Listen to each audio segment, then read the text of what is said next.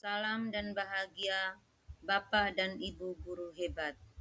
Saya Gaudensia Seli SPD, calon guru penggerak Angkatan 10 Kabupaten Siga. Saya akan memaparkan kesimpulan dan refleksi pemikiran Ki Hajar Dewantara, modul 1.1, koneksi antar materi. Yang menjadi pertanyaan refleksi adalah, apa yang Anda percaya tentang murid dan pembelajaran di kelas? Anda mempelajari modul 1.1 dan pembelajaran di kelas saya mempelajari modul ini adalah: yang pertama, murid yang lahir di dunia ini diumpamakan seperti sehelai kertas putih yang kosong atau belum ditulis, sehingga guru boleh mengisi kertas yang kosong itu menurut kehendaknya dan berkuasa sepenuhnya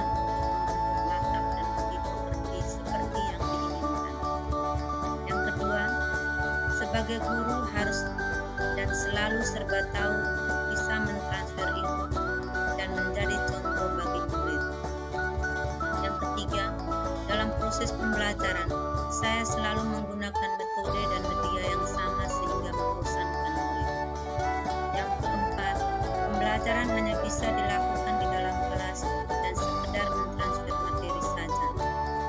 Yang kelima, pembelajaran yang saya lakukan selama ini lebih berfokus pada aspek kognitif, sehingga anak dikatakan belum mampu ketika nilainya tidak mencapai KKM. Pertanyaan refleksi yang kedua adalah, apa yang berubah dari pemikiran atau perilaku Anda setelah mempelajari modul ini? Yang berubah dari pemikiran atau perilaku saya setelah mempelajari modul ini adalah, murid yang dilahirkan itu diumpamakan sehelai kertas yang sudah ditulisi penuh, tetapi semua tulisan-tulisan itu suram, sehingga guru berkewajiban dan berkuasa menebalkan segala tulisan yang suram dan mengisinya dengan hal-hal yang baik, agar kelak nampak sebagai murid yang berbudi pekerti yang baik. Tugas kita sebagai guru adalah menuntun dan memberikan tuntunan terhadap segala kekuatan kudrat yang dimiliki murid, agar ia dapat mencapai keselamatan dan kebahagiaan setinggi-tingginya, baik sebagai manusia maupun sebagai anggota masyarakat.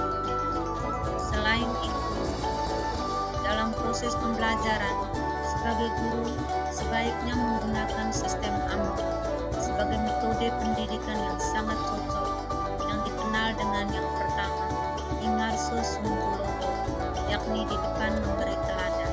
Artinya, sebagai guru memberikan teladan dan contoh dalam hal budi pekerti dan tingkah laku. Yang kedua, Ingmadia Mangunkarso, yakni di tengah membangun kehendak. Artinya, di tengah-tengah proses pembelajaran, seorang guru mendidik dan mendampingi murid untuk bekerja sama, membangun semangat dan motivasi satu sama lain. Yang ketiga, Tutwuri Handayani, yakni di belakang memberi dorongan. Artinya, seorang guru yang memberikan dorongan, bimbingan, dan dukungan kepada murid-muridnya dari belakang.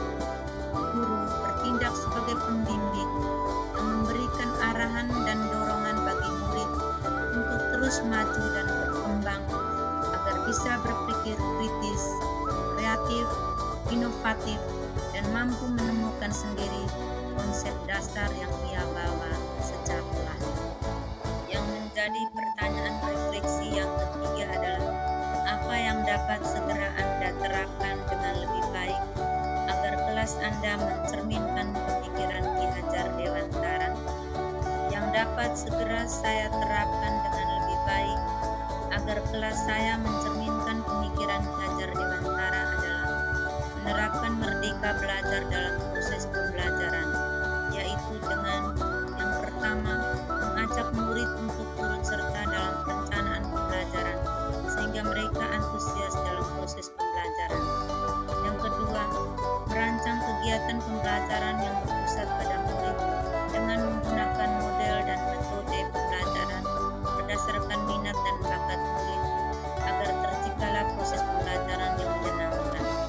Yang ketiga, mendorong peserta didik untuk berpikir kritis, kreatif, inovatif, dan inisiatif dalam mengembangkan gagasan, sehingga mandiri dalam menemukan konsep-konsep ilmu pengetahuan. Yang kelima, menerapkan pembelajaran kontekstual, di mana menjadikan lingkungan dan kearifan lokal sebagai sumber belajar, sehingga murid dapat mengenali, melestarikan, dan mengembangkan kebudayaan.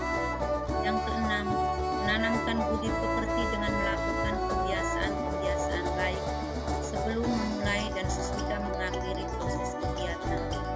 Dan yang ketujuh, meminta dukungan dari orang tua dan masyarakat di lingkungan sekitar. Karena bagaimanapun, sekolah, orang tua, dan lingkungan sekitar merupakan tiga aspek pembentukan karakter budi pekerti murid. Sekian dan terima kasih. Semoga bermanfaat.